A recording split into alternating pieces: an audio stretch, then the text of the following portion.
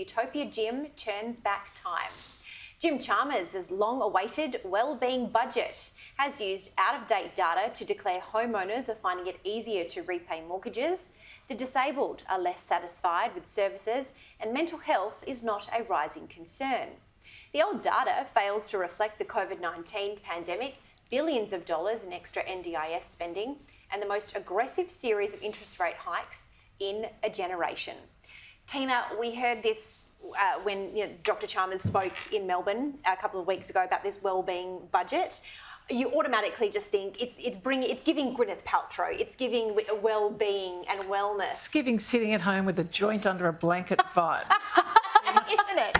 But if he's trying to copy what New Zealand's done, I mean, it's a total disaster. You can't base every investment on this well-being attitude. It's not going to work. It's ridiculous. Yeah. The best thing that people can do for everyone's well-being is get a job, get out and work. Because if you're not working, you're sitting home thinking how sad you are, the whole country is going to turn to poop. So, get a job, move on, and stop talking about this, Jim. It hasn't worked in New Zealand. It's not going to work here.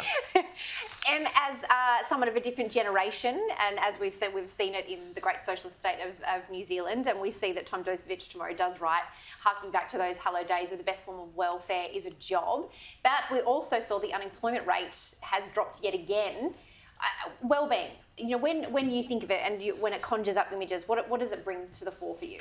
I think wellbeing is generally a better idea than GDP in some ways. I think we get caught up in these numbers that don't necessarily apply practically to people's daily lives. Mm-hmm. So we start talking about well-being. I think generally that's a good idea. It's something that the Nordic countries have done quite well and have very high rates of happiness. I think that's a good thing. It means that we're focusing on inequality. We're focusing on making sure that everybody is okay and not just GDP, which could be possibly as a result of a bubble, like in housing or something, and not actually reflecting people on the ground. But if everyone looks after themselves, everyone's going to be okay. I'm not on this planet to, look after the neighbours, no.